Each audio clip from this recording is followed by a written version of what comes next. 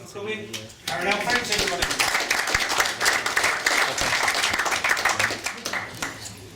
Evening, everybody. Now, can you hear me without the microphone, first of all?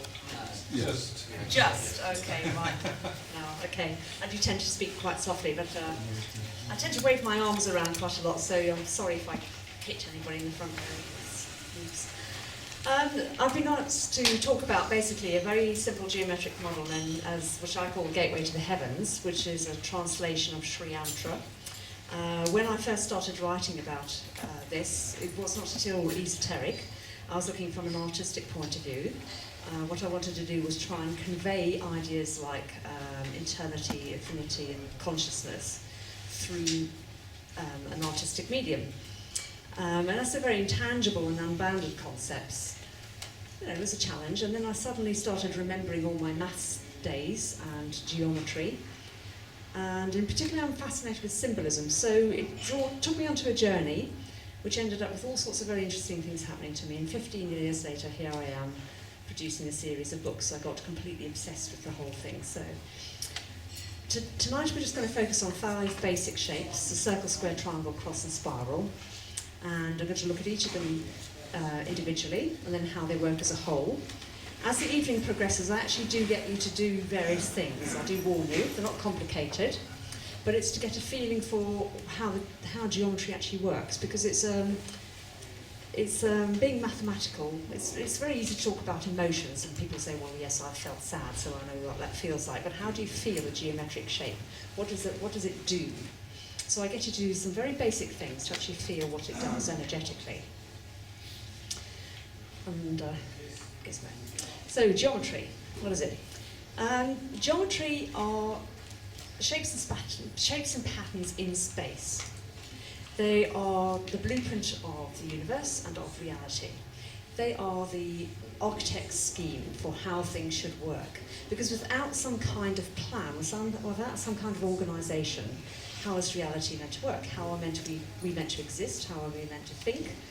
And how is chaos meant to form into something that we can live within?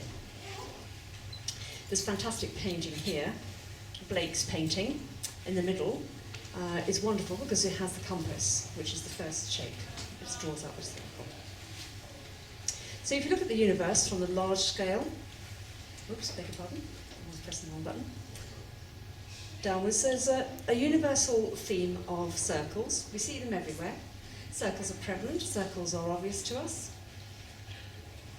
What about squares, though? How often do you see a cube? Yes, in crystalline structures, maybe on the occasional pattern, but how often do you see a perfect cube occurring out in nature such that you would trip over it?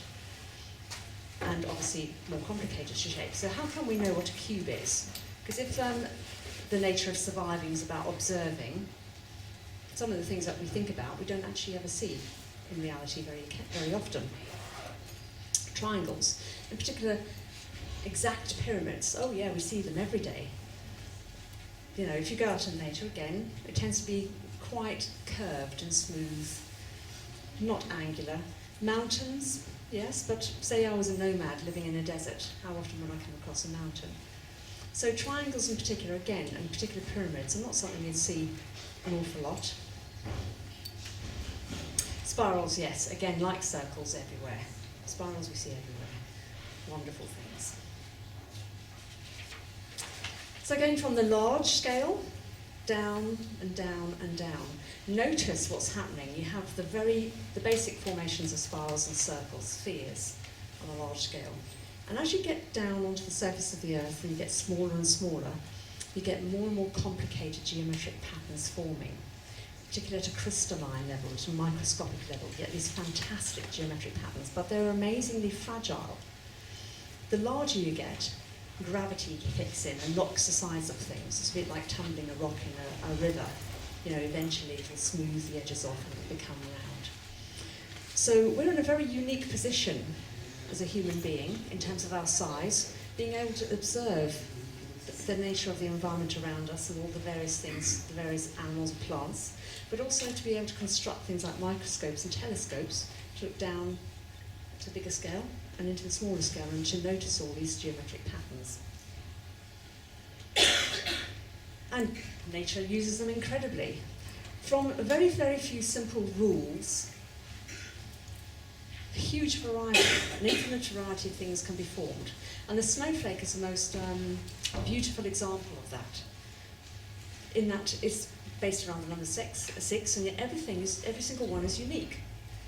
And through pattern sharing, fractals, all sorts of different ways, through rotations and translations and things like that, all these incredible creatures come into existence. Now, the one thing that is very obvious about geometry is the structural side of it, and this is where the mathematics comes into it. And there are gazillions of books on geometry and all the infinite mathematics that go with it. I'm not going to focus on that, but it's very obvious. But geometry also is used as a symbol to convey information and ideas, and then we use geometry as a tool for building things ourselves. So we're sort of mirroring nature by using all these rule sets to build buildings, chairs, clothes, whatever. Okay? And I like to look at this threefold aspect of geometry because it's quite interesting what we see. Many thousands of years ago, something very important happened to the human race. We developed our imaginations. Now, the imagination allowed us to look beyond the surface of our environment and to actually question things, to say, well, why? Who, when, what?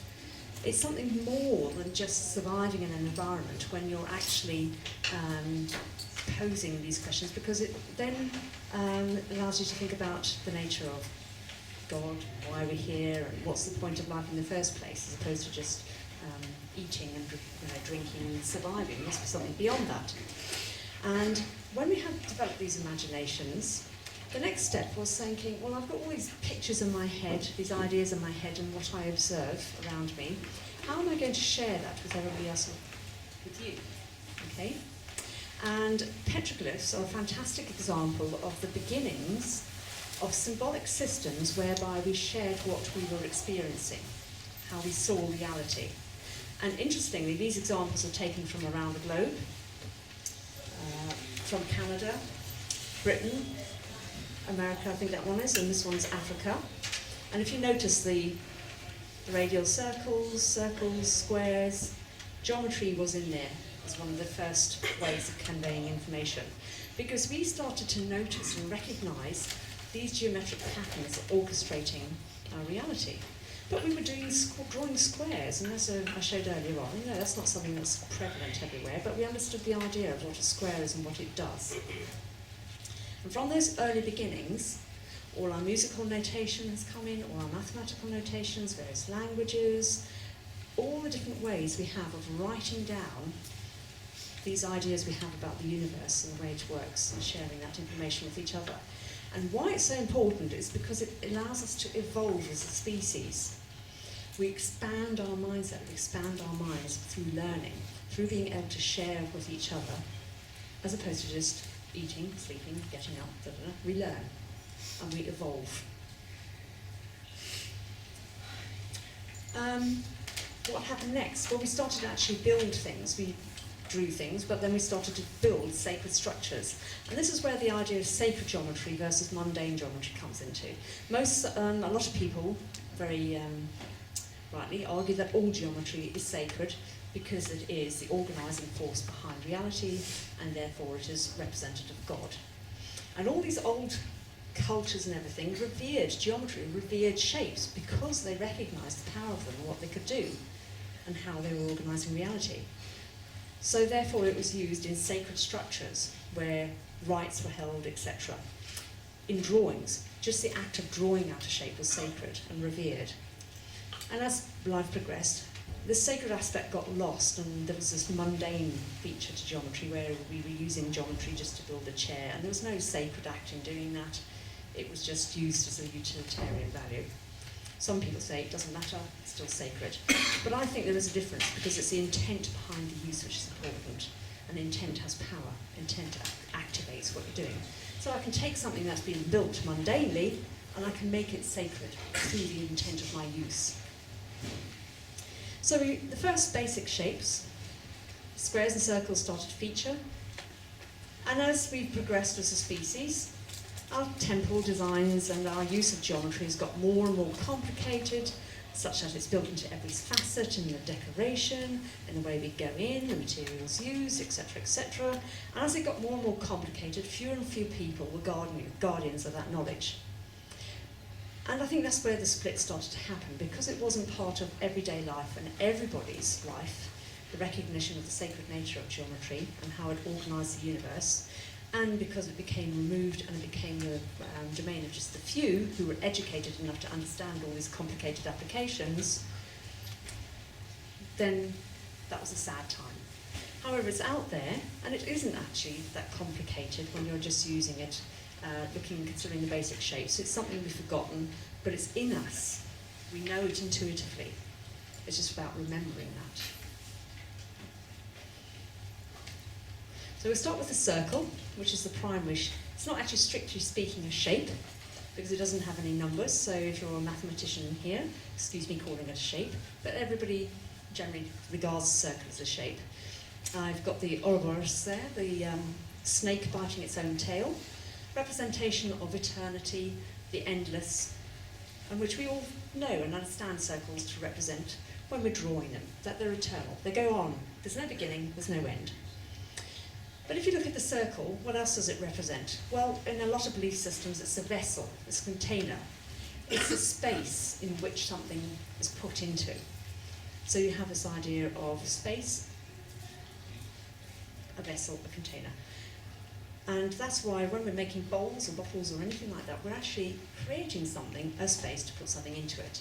So this is a circular vessel of the entire universe of reality.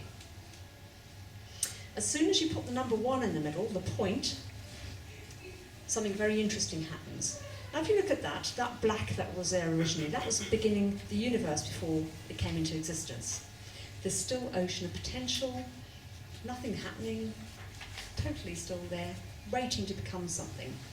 When you put the number 1 in there, something interesting happens. And notice I've put the Ferris wheel there, because now you have a fulcrum, a point around which the circle can start to turn, like a giant wheel, right? And once the circle starts to turn, time is kicked into action. Time starts to turn, and we know that time goes around and around. Years goes around, our lifetimes go around, the second goes around. If we look at clocks, the hands move around the centre of the clock. We can have an hour hand, we could have a year hand if we wanted to, we could have a million-year hand or whatever, you know. But everything moves around that little point in the middle. And that little point in the middle is infinitely small, just as the larger circle surrounding it is infinitely large.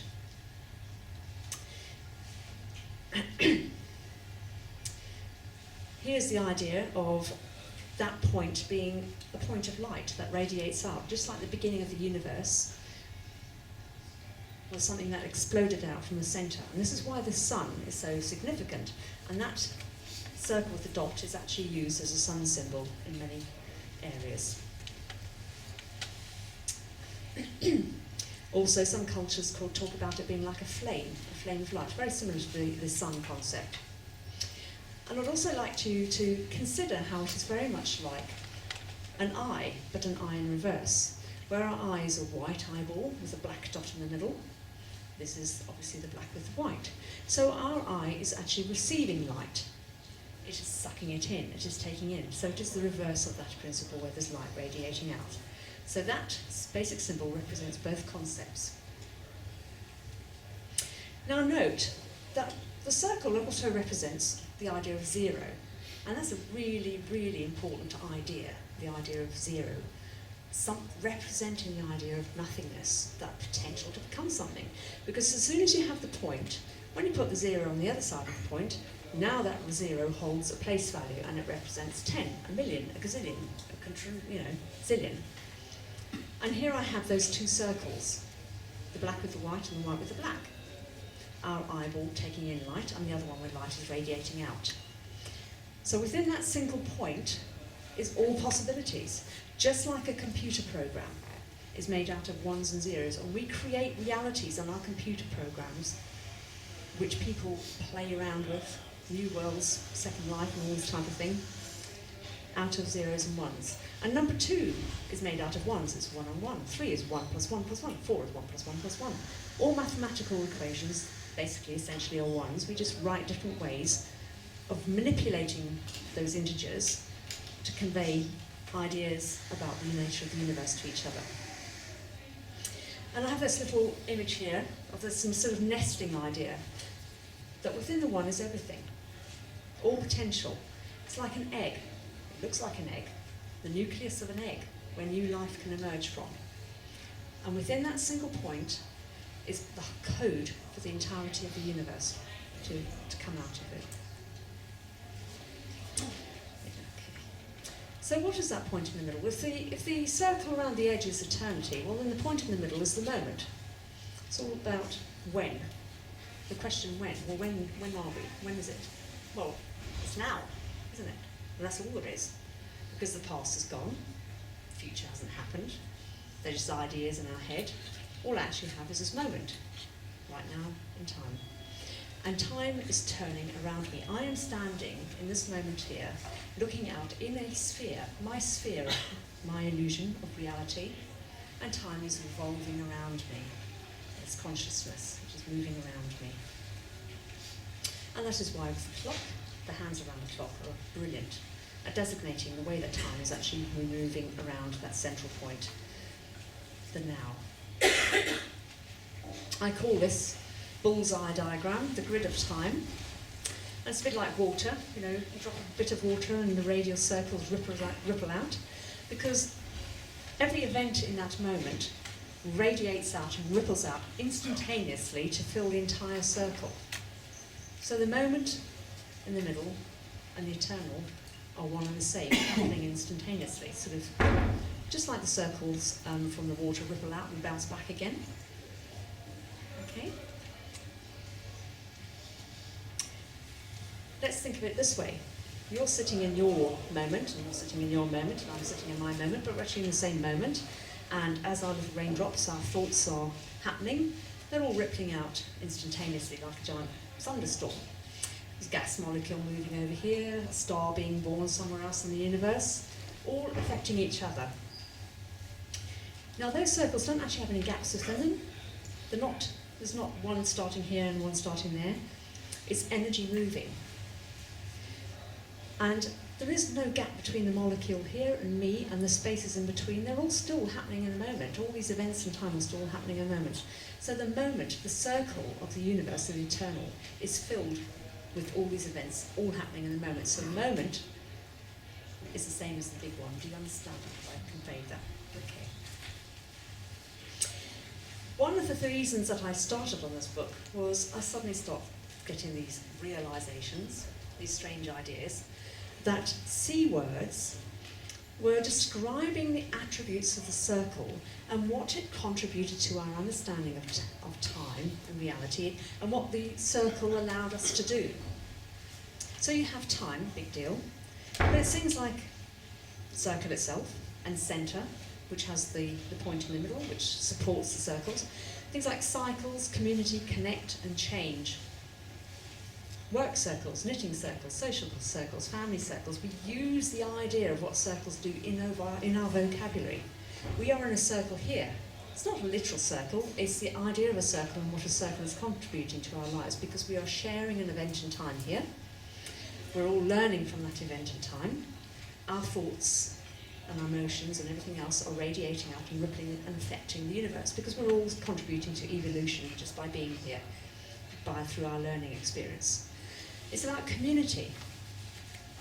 And in fact, community is connected because we all have a place within the circle. We all have a role which contributes to that community and how that community works within the seasons, within the cycles, etc., etc.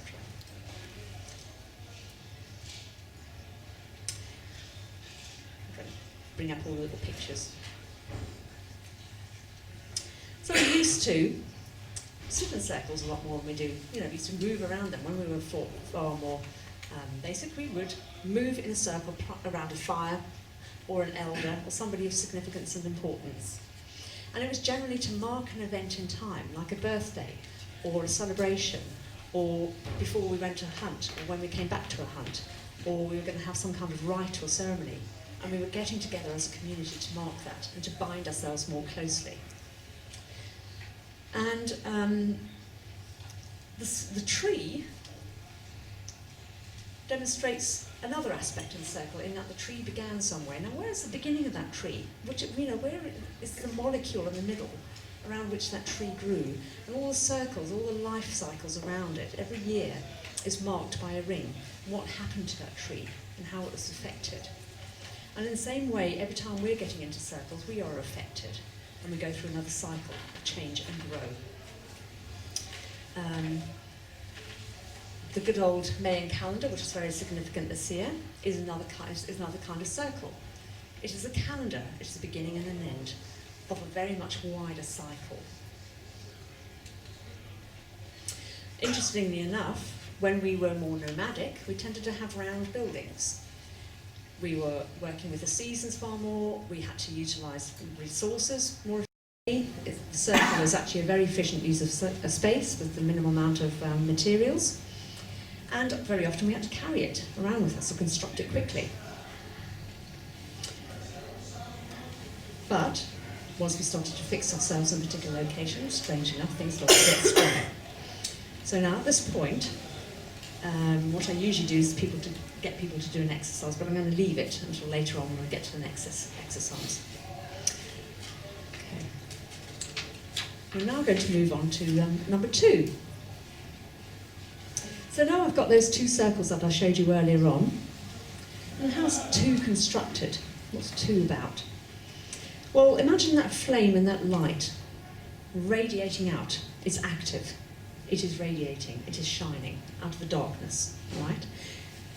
It reflects. It bounces back on the edge of that infinite circle. And this is, for any of you who are interested, if you read about the holographic theories in science, they describe this process where our reality is created by this illusion on the boundary. We have 2 ones. We have the one, the originating one, and we have the one that's the reflection on the boundary of the universe. The first one is the active one because it is doing the radiating, and the one on the boundary is the passive one because it's the one being reflected. Just like me looking into this mirror here, my reflection would not exist without me being here to create that reflection. It cannot exist without me. And they equal the idea of 2.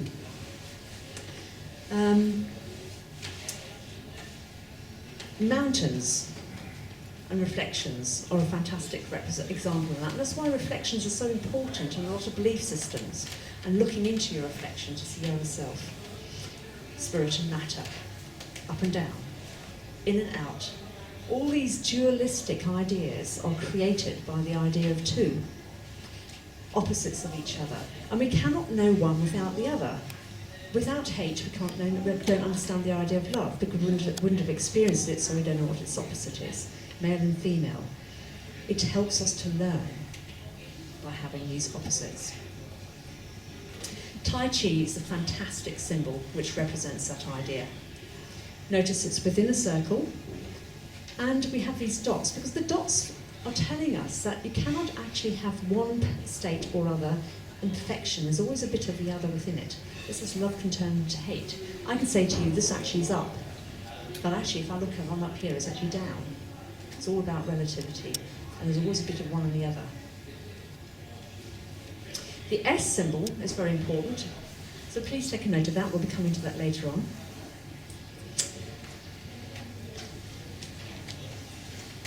Okay, we'll go on to the S. The S is almost like the balancing act. It's like a tension. It's a feeding of one with the other, so that they can both maintain their condition. And you see that in the electromagnetic fields, where the north and south poles are maintained by the tension. And this is what's really, really important about geometry. There is no such thing as a line, and there's no such thing really as a point, because it's infinitely small. The idea of a line is actually a force field, just like you have with north and south poles, which we can see when we put little grains of some kind of magnetic... Yeah, there we go, thank you. But They're just lines of force. So when we're setting up a square or doing something, or creating a square, for example, when we're making a chair, even though we've moulded it in a square shape, it's actually held together by the force fields between the atoms and molecules. There's no such thing as an edge. If you're into art, if you're an artist, you'll know that's the case. That there's actually only degrees of tone that distinguish me, created by light reflecting off different states of matter, held together more densely or loosely. All sorts of applications of the idea of dualism and two. Here we have the face that we see and the hidden face, and notice the idea of the mirror. These are just examples of different cultures' use of this idea of two and symbolism. The chessboard, playing out life. Life is played out on a chessboard between light and dark, good and evil. And fantastic, the sun and the moon, with the earth in the middle there. And they're dualistic effects, because obviously culturally the sun is often regarded as male because it shines and it's active, it's on and it's off, and the female is the moon with her mood swings and reflecting the rays of the sun. The area where the two circles overlap is known as the vesica piscis. That's that bit in the middle here, the fish shape. Okay? Very, very important area, used by every single culture and every single belief system, those most often associated with Christianity. The piscis is the word fish, and because it's fishy-like, if you turn it that way, like to look at. In Venn diagrams, mathematics, it's an important area, it's because it's the common ground. It's where this, oh yes? I'm sorry, could you add a project some more or turn up the volume? Okay. Volume man. Gotta get feedback. That was an audio. Hello. Is that better? Yeah, is that better? Okay. The bit in the middle, oh yeah, noticeably different, is the vesica piscis, and that's the area where the energies of the two circles blend and mix in the middle. It's also a very feminine shape. I'm going to come on to that. Eggs have that vesica piscis shape, and notice that within an egg is another sphere, a fertilised egg contained within there. It's a fertile territory because it's the blending of the male and the female principles within that shape. When we're swapping rings, we're reflecting that marriage and union of two circles. That's what the idea of wedding rings is all about. Our brain is vesica piscis shape, and it has the two aspects, the logical side, and the more sort of creative side, emotional side. And notice that our eyes, that original circle with the dot in the middle, is also surrounded by a vesica piscis. And that is significant, because what do we do with our eyes? We open them, and we close them. So when we're opening them, we're receiving knowledge and information and light, and when we're closing, we're going inwards into the dark, into a different realm. And it's a very powerful symbol with the eye, which I'll be coming on to later, and how open your eyes are, and how much knowledge and light you're letting into your mind. These are just examples from different cultures of the use of that shape deliberately. The top is an Egyptian scarab, and the central one is, I think that's from France. It's used a lot in Christian churches. And the one at the bottom is actually from China. And very often, you can't see it very clearly, there are serpents entwined in the middle, or a male and female, or quite often Christ is put into the middle of that shape. Because when you're blending those two energies, what you're doing is combining them and raising them energetically. And it is a place that's associated with that transformation and lifting to another level. Right, now I'm going to get you to do the exercise, because it'll wake you up from listening to me rabbiting on. Now the first exercise, which we didn't do, what you do is you just basically, by the way, does everybody meditate or use their imaginations around here? Okay, well, not to worry if you don't meditate. What is very important is using your imaginations and feeling. Now we all know how to feel, and what this is about is noticing how you feel, being conscious and being aware of how you feel and what's happening to your body. Okay? Does something happen because it might be significant? And also what's going on in your head, because with meditation what you're doing is actually clearing your mind to let things in. I apologise if you don't do this sort of exercise regularly because you might not get anything, but it is worth practicing and trying. So with the first one, what I want you to do is to just imagine that you're that egg that within the nucleus. So it's a circle with a dot in the middle, and you can just curl yourself up and clear your minds and see if you get anything. And sit like that just for a few seconds. So you're almost like fetal. Right? So curl yourself up, and you can imagine there's a circle around you, and you're the little point in the middle of that circle. And notice if you get any particular colour or no colour, whether you see any symbols at all, and how it makes you feel.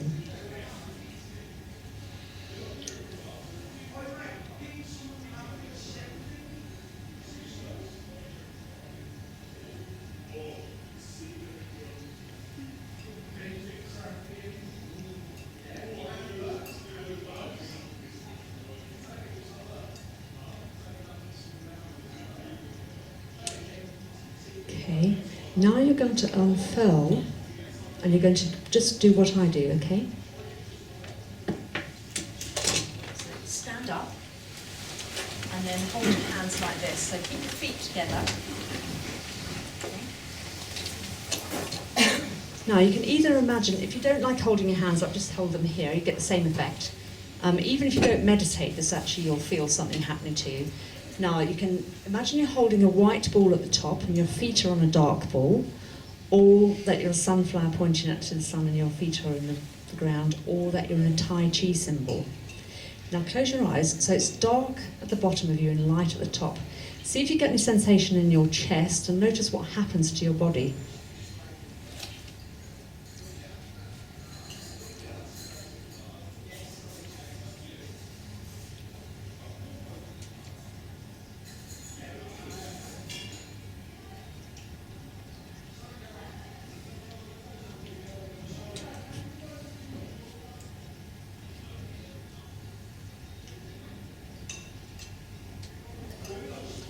Okay. How many of you started rocking? Yes. Did any of you feel it in your chest area? A sort of whipping up and down feeling? Or figure eight or whatever? Yeah. With the first one, did anybody get anything at all, or did they just get blackness? Some people just feel comfortable and it's just feel dark, basically. A red dot.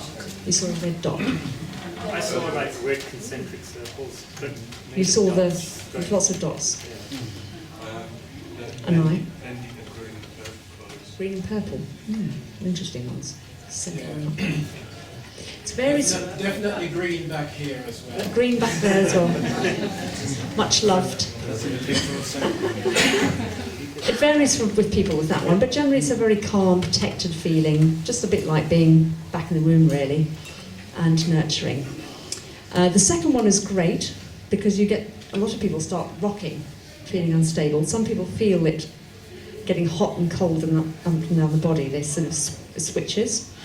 But the rocking is quite interesting. There's one we do later on which is fantastic for skeptics because it has an impact on everybody, and it's wonderful to see their faces going, what just happened there? So what does the two do? So we have the idea of two, which is 1 + 1. There's tension existing between opposites like north and south poles. So we have established a line and the idea of a line. Well, 2 starts to double. It goes 2 + 2 = 4. 4 + 4 = 8. 8 + 8 = 16. 16 + 16 = 32. This process of doubling, we know what doubling means intuitively. It's something that sort of gets bigger. We know it when we put on weight or we add an extension to the house. We talk about doubling the size of something. It's about size. And it's just like throwing a sheet out onto a bed. This area expands, unfolds. The square. And an idea of number 4. Decomposing the square. Okay.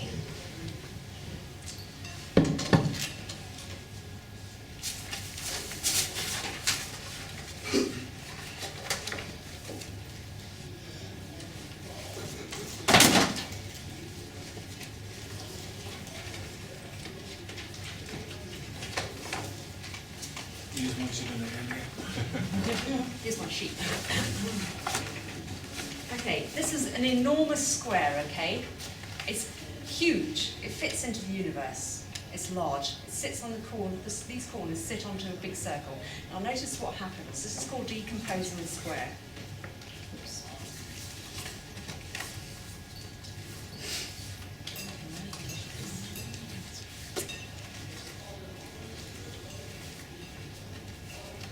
Notice how it's getting smaller and vanishing into the centre. If I was to continue that process.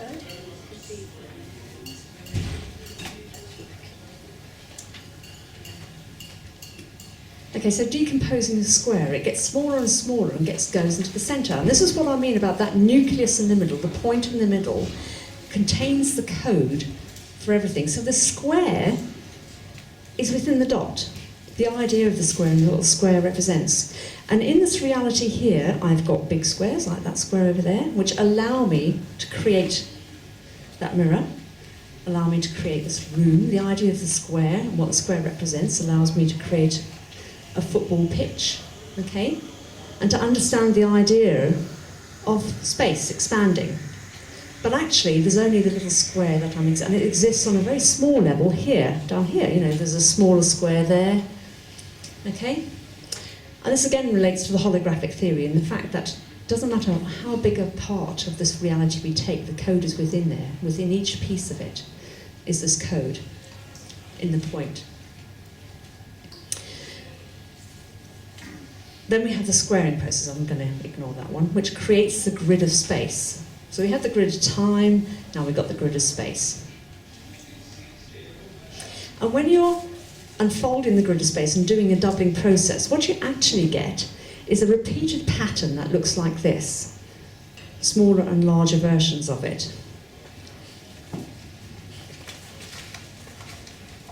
So I have it there in a small basis and then there in a bigger one, okay? On all scales, we get this pattern here. And there are actually two fours, the four corners and the 4 points in the middle.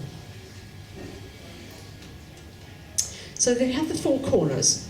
And the four corners are on a circle, and the four corners are what give you stability, which is why when we're putting something out, we sort of generally set it up in that way to make sure that it doesn't fall down when we're sort of making a square or when we're making a box. And then we have the doors, the bit that go in the middle. And together those two sets of four give us the 8 directions and the eightfold division of space.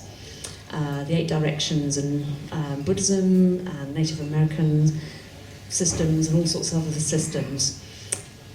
The 8 is quite key because it gives you those main points within the square. And I noticed in my musings that D words tended to describe what the square facilitates. It gives us this idea of direction, of this doubling process, of division, of distance, and doors, and all sorts of other words.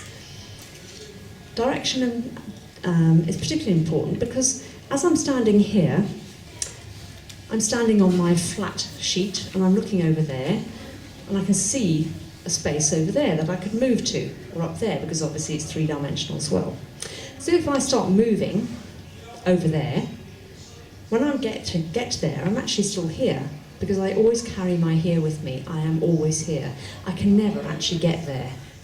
Now this is a really tricky one for people to get their heads around, because they get used to the idea that there's no past and there's no future, because they're just an illusion.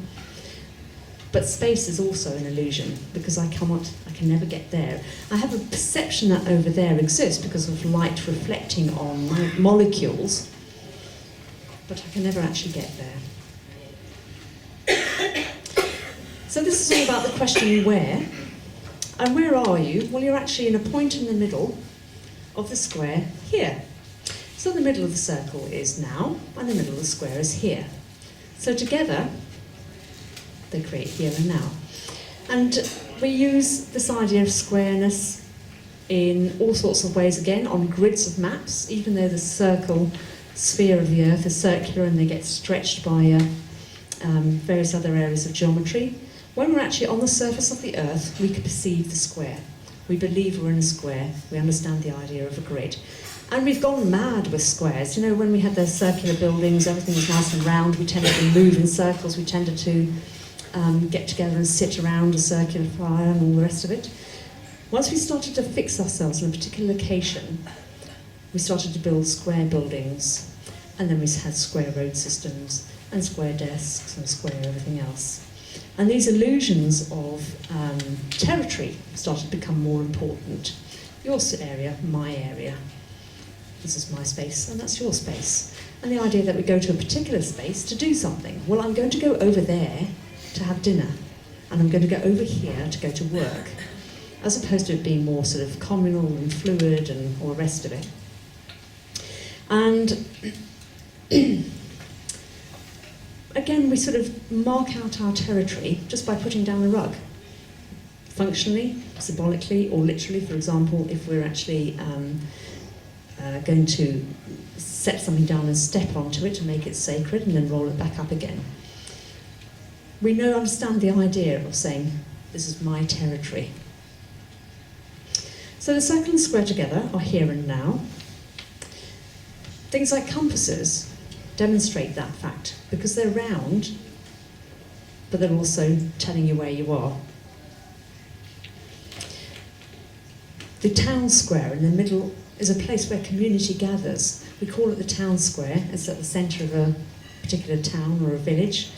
Things like fight rings, stages, are all places that are generally square where people gather around to watch an event playing out, to watch opposing forces, to voice an opinion, to see something happen, to observe it. We're here in this square room now to participate in this event, to observe it, to observe something play out. Flags, fantastic. Example of a square energy, a square symbol, denoting a particular point of view or something, and saying, okay, in Germany, even though Germany itself isn't actually square, just as this isn't a circle here, if you're in Germany, within these illusionary boundaries, you're aligning yourself to this flag, so therefore I am German. So you're adding that label to yourself. I am British, I am whatever. The power of symbolism in flags, or any type of branding, logo, or whatever, is a power not to be underestimated, because what you're doing is adding a label to yourself and your identity, and it is your choice if you do that. So here are just some examples, again from different cultures, where the circle and the square have been combined to convey an idea. One's Celtic, this is Celtic, and Buddhist, and Native American. And notice in here, we have the 4 directions moving. As soon as you have the arms, it's rotating, denoting the north, south, east, and west. And that's to convey the idea that it's within a circle. Buddhist wheel, a lot of you will be familiar with, and the Celts also used the idea of squares and circles extensively in their work. Now this is the little demonstration, which is brilliant, which is great for skeptics. And it's based around the idea of the Vitruvian Man. Probably you've all come across Leonardo da Vinci's Vitruvian Man, and different body positions. He didn't actually draw this one, but I put it in to show you. Those blue legs are an extension of it. So what you're going to do, I'll demonstrate it first, and then you can all have a go, okay?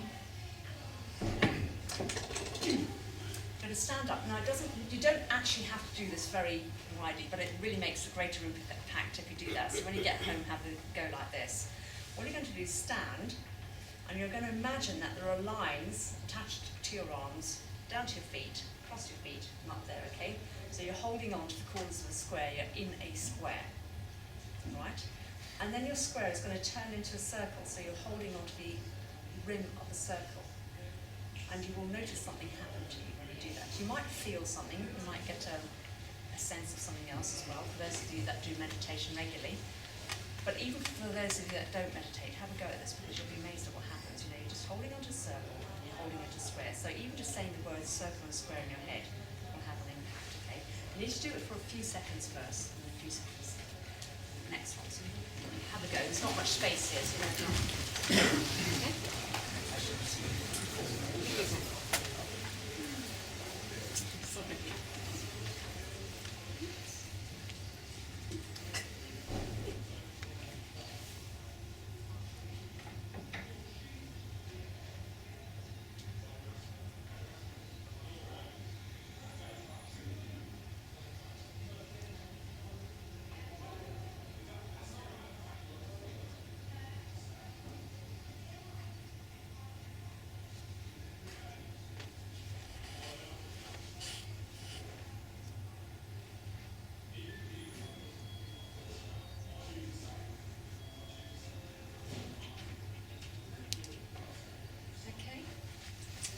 Did anybody feel the difference?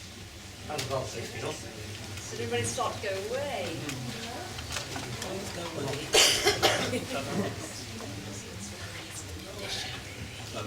Yeah. So, as long as people get the sense of just how a circle rolls, and then they suddenly feel restricted. Because that's what squares do. So they make something, they put it in the one place, and it does not move from there, just like a shoebox. So you put your shoes in there, and you know it's going to stay there. Whereas if you put your shoes into a circle, it might sort of, a sphere, it might sort of move position if it got knocked or whatever. So one is very physically positioning, and the other one is expansive. But together, space and time are both opposites, but both necessary, obviously. Ah, yes, number 3. So how does number 3 come about? Well, let's go back to those male and female principles, the active and the passive. Where the circles overlap on that vesica-piscis shape, the two energies blend. Okay, they combine and they create the third. And this is where you have the idea of number 3, the 2 plus the 1. But obviously 2 is 1 plus 1, so 1 plus 1 plus 3, 1 equals 3. And 1 and 2 used to be known as the parents of all numbers. The principles of 1, of unity and duality, are within other numbers. They're within 4, because you have 2 sets of duals. They're within 5, because you have 1 plus 2 plus 2, or 3 plus 2, or 1 plus 1 plus 1. So 1 plus 2 are the parents of numbers. And this is significant, because those numbers are creating other principles. Notice I've done a little blue dot and a little pink dot, because you have the male and female principle, the son and the daughter. So if those first 2 points were the male and female create a child. They have a third. And there's always a dualistic principle, so you have the son and the daughter. Now we have this shape called the diamond within the vesica-piscis, and there's all sorts of books written about this diamond principle, the diamond grid. Triangles are all about the question who. Who are we? Okay. Well, I am. Now I am a human, or am I a rock? Or am I a gas molecule, or am I a chair, or whatever? I am that I am. Notice I've put 2 triangles superimposed over here, and I'll show you how those are constructed later. But it's all about this idea of the I. E-Y-E, and the word I, capital I. Sentience. Sentience is the idea that we know that we exist. We can formulate the idea of existence, that I am something. And the more sentient you are, then the more you perceive. And what is the vehicle of our perception that we used is our eye. Because through our eyes we look out, we see rocks and trees and everything and other humans, and we recognise ourselves as being a human. We create the idea, well, I am a human. Okay? This triangle, notice it's a diamond, diamonds within diamonds within diamonds. I call it the grid of being. It's constructed all around the number 3. 3 is the number of creation. In Taoism, it's known as the formula of all creation. And the bees' honeycomb is a fantastic example of the bees obviously being revered because of their impact on fertility. Their honeycomb grid is made around the number 6, and that sits within, can you see one there? There? Within this grid. So we have our first little diamond at the top there that I showed you before. And we have the Star of David within there, and that's where I got the Star of David, because it sits within this larger diamond. Okay. I'm just going to construct something here, so you just watch it being constructed.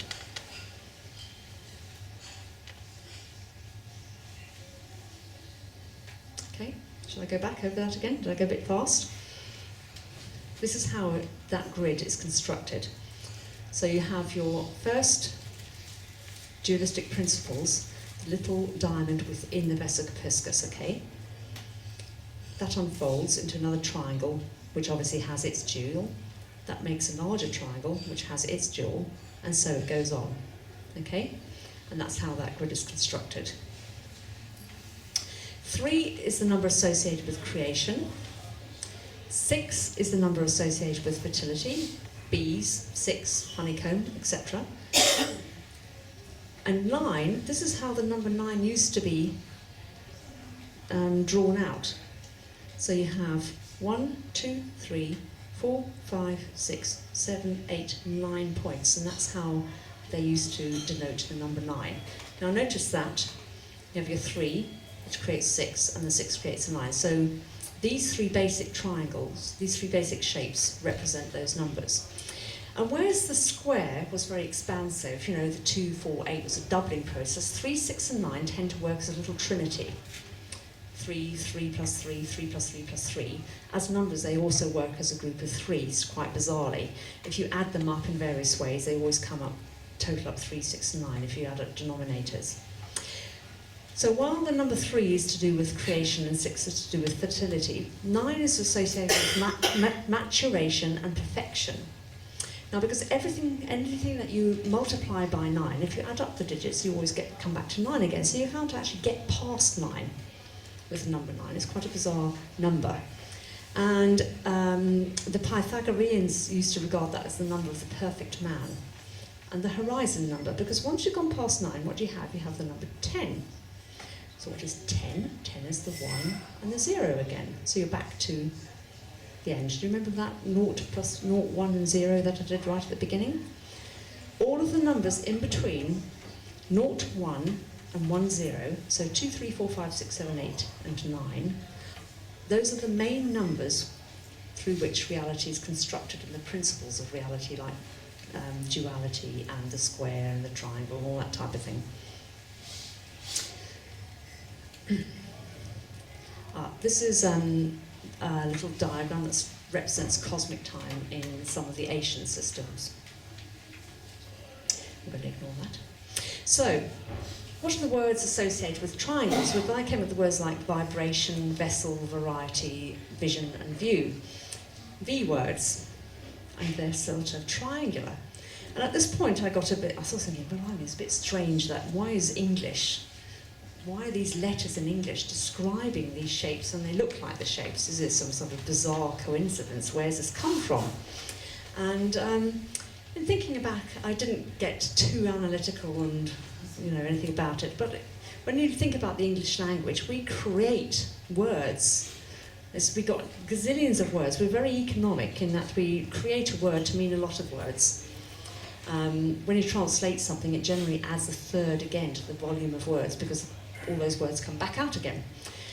So we like to describe things through words, and our words are literal as well, actually describing the shapes, in my view. Whereas other languages like Sanskrit and Hebrew are very much more about the tone and the way that you tone the words, and that the saying of the words is quite sacred. So we're much more sort of descriptive, literally.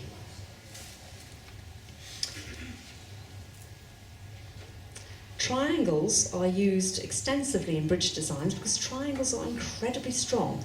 Whereas with the duals, when we were doing that, you notice you go like this because it's unstable. It goes flip, flip, flip, okay? Once you've got the third, it brings strength. When you press down on a triangle, it's incredibly strong. Tripods, that's why they're constructed in that way, because of the strength that the third brings to it. In a yacht, for example, what he's doing is he's adding strength by having the third, so that it stabilizes. In molecules, in snowflakes, it all adds strengths. Now, significantly, in belief systems and cultures, you will find eyes in the middle of triangles or eyes on the tops of pyramids, because the triangle is our window onto reality, as I mentioned earlier on. Our window onto what we perceive and see. So therefore, if it's a window, how big your window is significant.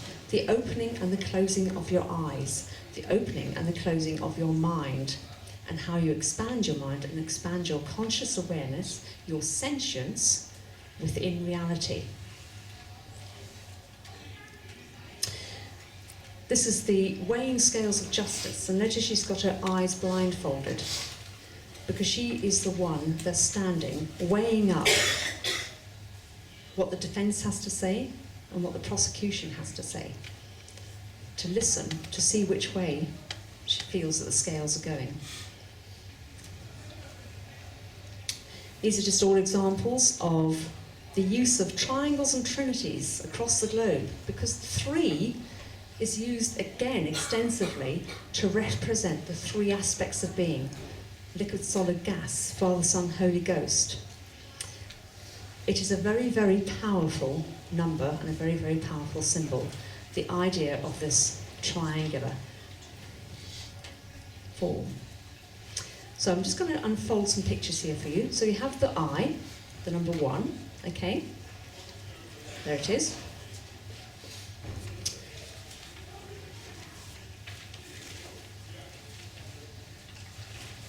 So we have 2 eyes linked into the vesica piscis of our brain, our 2 physical eyes, the logical aspect, and of our more sort of feminine emotional aspect.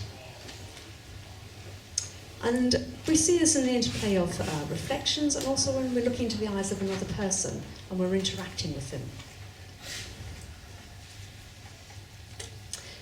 But we have that 3rd eye that sits up here, the 3rd eye of myth and legend, if you want, or whatever. Here are the eyes of Horus. Sorry. You have the lunar eye and the solar eye, and then the 3rd eye. So in humans, we have our 2 physical eyes, and then we have our 3rd eye up here. But notice they are sitting in a triangle within another circle here. So this is all about using your eyes to expand your mind.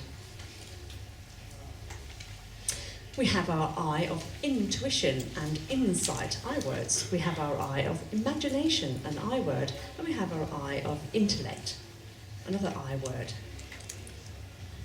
I was beginning to think that this is all amazing coincidences. And then we have the word open, and the idea of opening your eyes.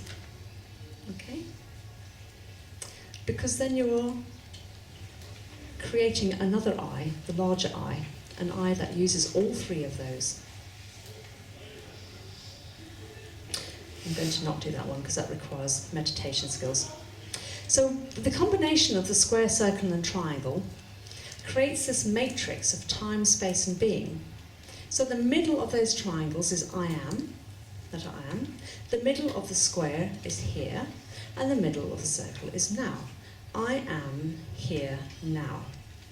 Without those 3 basic shapes, you would not be able to think of that idea, because you need those shapes to construct those aspects of reality such that you can exist in it, such that you can think about it, understand it, comprehend it, represent it, and use those as tools. Right? And just with those 3 basic things, we can do things like jumping from rocks to rocks. Now, I would make one point about the I am, the idea of space being illusion and time being illusion. What is the illusion surrounding I am? Well, the illusion surrounding I am are things like the I am female, British, however old I am, blah-de-blah. All sorts of labels that we attach to ourselves, which are excuses for our behaviour, right? Because in the essence of things, we are just pure I am. If you say, well, I'm British, therefore I will do this, that, and the other, it detracts from just being responsible for being myself and being aware of just existing, in then being very present in the moment, here and now. And this is summarising how, between the 0 and the 1, and the 1 and 0, you have these basic numbers that create all sorts of shapes. And 10 is a number of completion, the limitless light, and the divine essence. I haven't done all the numbers, you'll be aware, but I'm sorry, I haven't got time to do that. And I think we're going to need a break now before I move on to the last 2 shapes, which is the cross and the spiral. Okay, they're much shorter. It's a bit like one of those shows that you go to see, the long bits at the beginning. Okay. Well, I think thank you very much, everyone.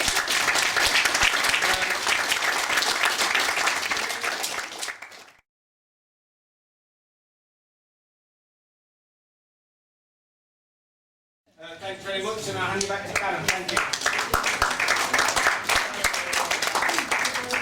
Testing, testing. Right. Okay. So now this is the big question. Why? Okay. Before I move on to that, I had a very interesting conversation with this gentleman over here about why squares are to do with space. But I don't think I'm going to, which really was quite fascinating as to why you perceive squares to be space. No, I don't think I'm going to go touch on that. It got quite complicated. So let's go on to why. Why? Well, what's the point? Okay, so we have space and time, and I'm here and I'm existing, and I'm looking out at you, and I can see you, and I'm a human, and I'm female. And the proverbial question is, well, so what's the point of it? And what's really interesting is how we formulate our reasons for existence. A lot of the belief systems talk about these two aspects of I, this I am, the I of the higher self and also of the ego self. Now, I don't know about all of you, but I definitely have two people in my body. I have the one that's always going, I want this, I want that, I'm going to do this, I'm going to do the other. And the other bit going, Karen, honestly, do you really, the bit telling me off all the time. The bit that's watching and monitoring me, and that I call on occasionally. Then there's this other I word, the interconnected I, that these two parts are interconnected. And the idea of being individual, and are we really individual? Then there's these C words, which relate to the circle, cross, chance and choices. And some D words again, square related, deciding, direction and development. So we have these shapes, the square, circle and triangle, and these ideas of two I aspects, but they're interconnected. Am I an individual or aren't I? I perceive myself to be an individual. And I make my own choices. There's an element of chance there. And decisions and what direction I'm going to take. And I'm developing personally all the time. Oops, sorry about that. Get backwards here. And then there's this this S word, which we'll come on to, which is linked into spirals, about surrendering yourself to what you're here to do, really, about sacrifice and suffering, but there's nice words as well, and strengths. And I picked up this picture with this idea of us as humans sitting on this cross with radial circles rippling out because of the choices and decisions we make in these minds of ours. So what is the cross all about? Well, do you remember when I did the square, there's this north, south, east, west business, and also the corners, and the fact that there's an infinite number of decisions about the directions that we can take. It's not just about north, south, east, and west, there's all the bits in between that would fill up the entire circle, because I can go over here, there's all sorts of different angles, but it's the principle that you can make a choice, and then every moment here and now, you are making a choice about which direction you go in, which circles that you participate in, which buildings you live in, what you do basically, and where you go. Crosses are very often associated with acts of bravery, with helping others, with making good choices, shall we say, and obviously the ultimate decision at the end when you've finished your life cycle. And the idea of crosses within circles of all kinds are essentially saying, well, in space and time, and in these wheels of life, you are making your choices in every moment, here and now, about what you do, and that's all that they're saying. This basic shape here, with the cross, used to be used as a symbol for the heart, and the four chambers of the heart, and it was called the soul of the just. Funny enough, it relates very similarly to actually our own hearts having these four chambers where blood pumps in and out. The more modern symbol for the heart, I construct personally using that vesica-piscis shape, the construction with the two opposites, and a Latin cross with a longer vertical. Interestingly enough, this is a Victorian depiction here, notice there's a couple sitting within a vesica piscis here, and there's a good little angel up there, and there's a naughty angel down there, a bad one. This is another representation of a physical heart that's been affected by negative things like greed and murder and deceit and folly and all these things that humans tend to get involved in. And down below here we have an Egyptian depiction, and notice there's a scales here, okay? And it's weighing the heart of a deceased person to see whether they've been good or whether they've been bad, and whether they're going to be allowed to move on accordingly, or whether they're going to be eaten by a crocodile. So, in general, what we're saying here is that the heart is significant in relation to the cross and the choices that we make. The physical heart being affected literally by those decisions. But for those of you that are aware of them, there's also this place called the heart chakra, which is where spiritually they just believe that those are where you should be making your choices from. There are 2 exercises which I'm not going to get you to do today, but for those of you that do enjoy meditation, I'm going to describe them, and I suggest you try them out at home, okay? Because they're very interesting, but you have a very personal experience from them. And these directly relate to Leonardo da Vinci's Vitruvian Man and the positions of that man on the circle and the square. So what you do when you get home is 2 positions. First one is where you hold your hands like this. Okay, your feet are together. It's quite good in bed, this one, because you can hold it for longer. And you have your hands up like this, look upwards, and look downwards, and then put your head to one side. And just a hint here, by putting your head to one side, you're taking that chitty-chatty brain that makes all the decisions and gets you into trouble out of the equation. So look up, look down, and then put your hands like this, spread out, and look directly out. Now imagine that you're in that circle, draw the cross, and the centre of the circle is your centre of your heart chakra, your physical heart area, like that. And the top of the cross comes out the top of your head. Your feet in both instances are on the bottom of the square, but when you're like this, and doing this one, the square, you're touching the edges of the square, and the top of the square is on your head. When you go like this, the square extends out. You can see this on this diagram here. You can see this here. With the Vitruvian Man, he's sat in a square. See how his arms are in the square there and here? And it's touching the top of his head. And it's in the lower, what's known as the base chakra. Then if you imagine that the square extends out and you put your hands like this, you're in a larger square, right? And the centre has moved up to the heart, right? When you do this one, quite often people get a sensation of being in the large sun and literally shining outwards. It's quite a wonderful feeling. And you might start to notice pictures on different websites where a person is standing like this. It's a very expansive feeling. Usually they're on a cliff top somewhere going like that. It's quite an interesting sensation.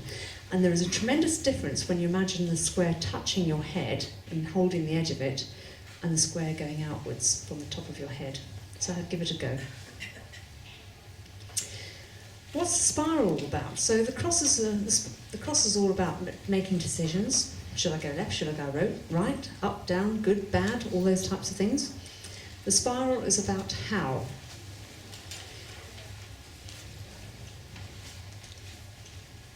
The spiral is about sharing, energy, cooperation and contract, because when we're involved in events in space and time, what we're doing is we're sharing events. By sharing events, we're experiencing something and something happens. We only survive through sharing and mutual cooperation. It is very difficult to survive totally on your own because you do not have all the skill sets. So through sharing, we evolve. And this is linked into the spiral life force. You might have heard of the life force. The life force is what activates and animates and moves things along. The other shapes are very sedentary and just sitting there. Something has to kick it into action, to move things, to expand things, to contract things, to allow me to do this. Something is energizing me to allow me to do this, energetically, allowing me to move, to expand and to contract. So at the beginning of the universe, things spiral outwards. And this is why spirals are so prevalent in everything in nature, because it's the life force in there that's allowing them to grow and decay, to expand and to contract.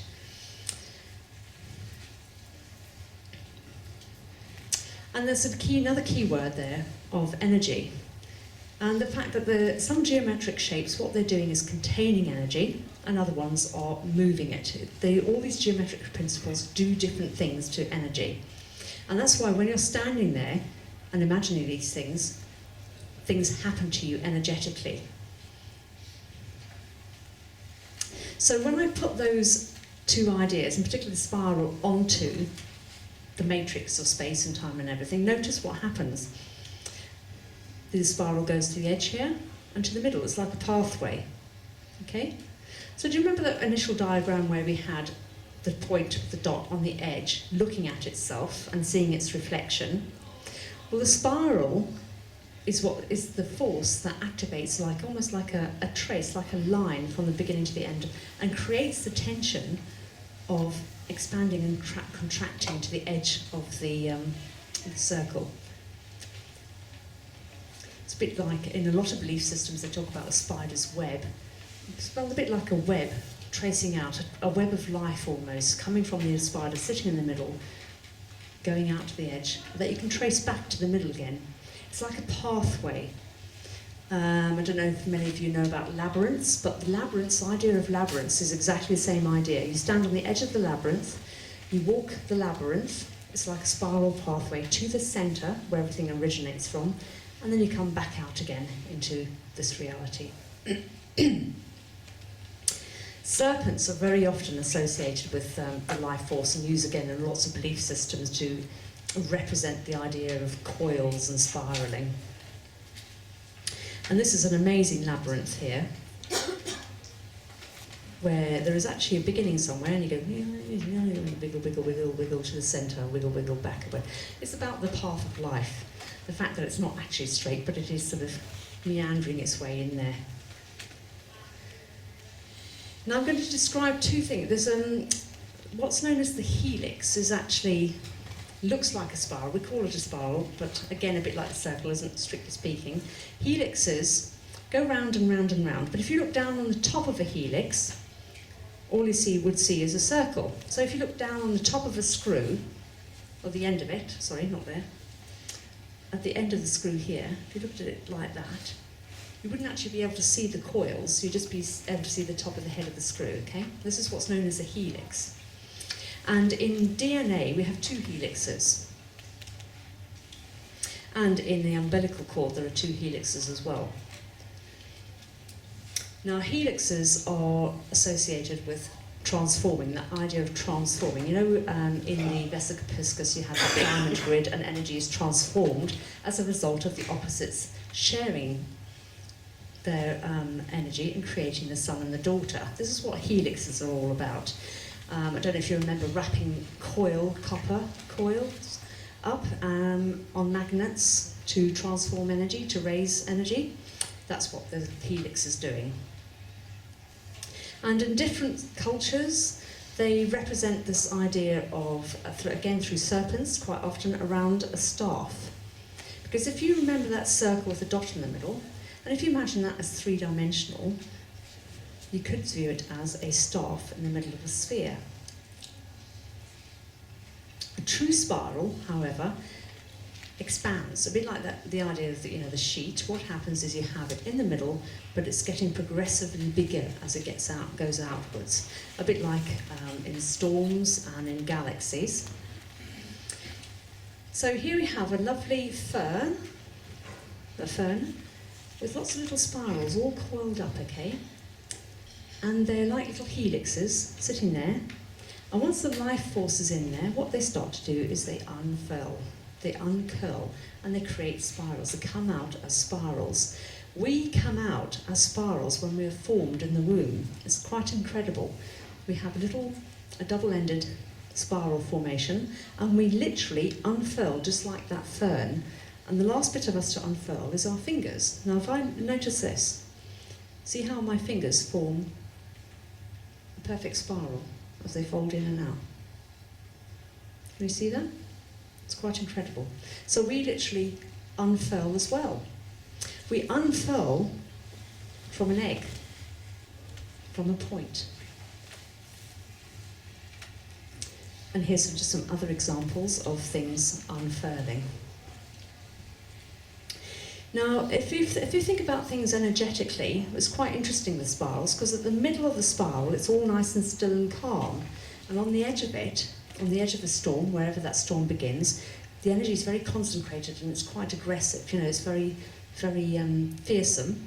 And as you get out towards the other edge of the storm, it's sort of dissipated and moving away. All right?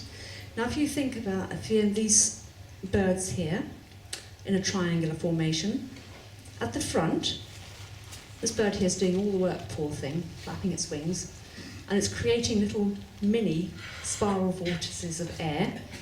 And the birds at the back are actually just resting and relaxing.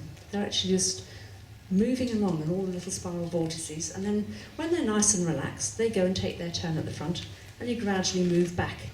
You're doing less and less work. So this is all about energy and the concentration of energy as you're going up spirals, down closer to the middle. I quite like the nature of food as well, and this isn't particularly a good example here, but if you think about us, we're very concentrated energy, and energy further down the chain is actually less dense, shall we say, and you have to eat an awful lot more of it to get the energy together. But as you go up the food chain, energetically you get more and more concentrated. So I'm just going to show you these little pictures. So now they're two-dimensional, but if you imagine the centre of those, if you imagine in three-dimensional, there's spheres and there's cubes and pyramids and things like that. Oops, no, sorry. Go back. Notice how I could add more and more squares and triangles. These are just squares superimposed as squares, and you can keep on that process. These are triangles superimposed on triangles. And they're all sitting on the edge of the circle with the point in the middle. So this point in the middle here is that still eye in the storm with all the energy around it, moving around. I've thrown this in model in. I don't usually have this in this presentation, but I wanted to show it to you. This is what's known as the E8 model. It's a very recent model that's come up in quantum physics, and it's a competitor to string theory, and it's all about where particles are placed and mapped. Now notice, it's a geometrical model, notice all these patterns within patterns within patterns within patterns, explaining how things work at a quantum level.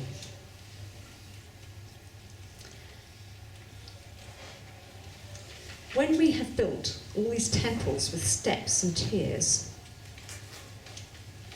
going to centres, going to tops, these are three-dimensional versions of things, simple symbols like this. And this is all about energy. They're actually acting almost like concentrators of energy. So if you've ever sat in pyramids and things like that, you will feel and experience what that feels like when energy is being concentrated. They're almost like acting like antennae. And these are symbolically talking about different steps and progression, Dante's Inferno and all these types of things, different steps of the spiritual path moving you towards the top or towards the centre. Quite often it's about the same sort of idea as, say you've got a lovely big mountain. You're walking around at the bottom of the mountain, it's beautiful. There's lots of trees and scenery and lakes and everything, you're enjoying yourself.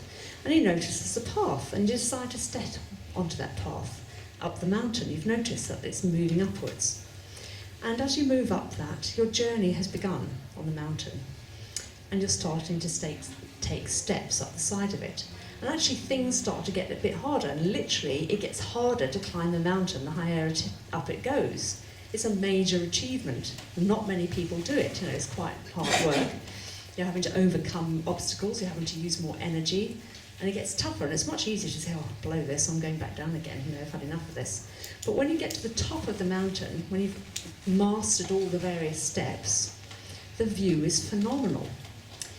it's exactly like that eye idea, where the eye is looking outwards. You're at the top of this triangle. You're at the top. You're in the middle. And you're looking down, and you can see everything in context. So you are like a larger eye, because you're seeing more. And this is what in spirituality a lot of them talk about, is the fact that you're trying to get to the centre, to become a centred individual, to become more aware, to open your eye, to perceive more by going up these various steps and stages in development. This is I'll throw that one in. Okay, so circles, there are examples of all sorts of examples of circles and the idea of spiralling going into the middle. This is Dante and different tiers of angelic realms. This is in Mexico, and these are spirals on the entrance to a burial chamber in Britain. And they believed that you went through all these different incarnations and different journeys, which is part of the spiral. Because what the spiral does is it evolves us. It makes sure that no circle is ever the same. It would be very boring if every year was identical, every day was identical, every second was identical. The spiral makes sure that it keeps changing through things cooperating and moving in different ways. And another one pops in there. These are just examples from different cultures, all with the same general idea about what spirals represent, the life force, and things manifesting and moving out and expanding, and life unfolding and coming back again.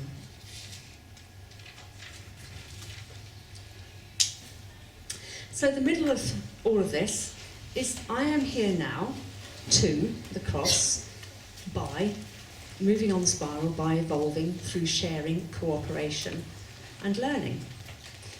Those very, very basic shapes summarise all of those principles.